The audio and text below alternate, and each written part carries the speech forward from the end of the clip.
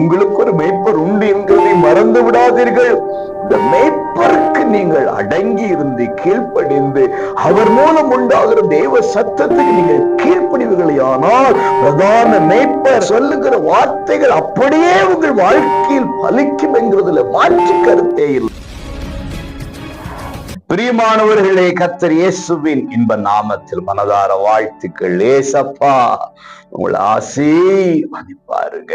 சங்கீதம் 80:1 இஸ்ரவேலின் மேய்ப்பரே, அன்புக்குரியவர்களே, எங்க பக்தன் ஆண்டவராகிய தேவனை எப்படி அழைக்கிறான் பாருங்க.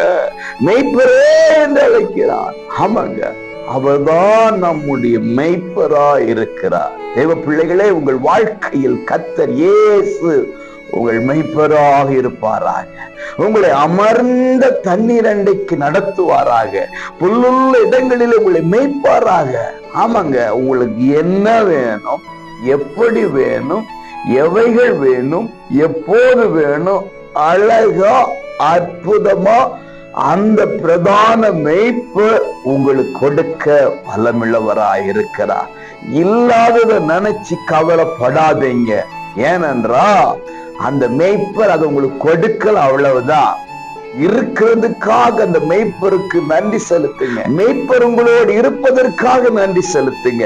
மேய்ப்பர் கொடுத்த ஆசீர்வாதம் உங்களோடு இருப்பதற்காக மேய்ப்பருக்கு நன்றி செலுத்துங்க. ஆகவே எல்லாரும் சேர்ந்து கூப்பிடுவோம், எங்கள் மேய்ப்பரே. கூப்பிடுங்க, எங்கள் மேய்ப்பரே. என்று முதல் அதிசயமாக நடத்துவார், அற்புதமாக நடத்துவார். அவர் நம்முடைய மேய்ப்பர் தானங்க.